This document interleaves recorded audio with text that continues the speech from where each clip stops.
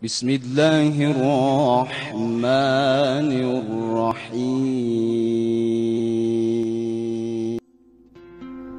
Denganlah Muhammad Nabi Rasul yang akhir, senang hati bensigom asal langit ngan dunia, ne pedang hukum pesabo umat belam tribi, mak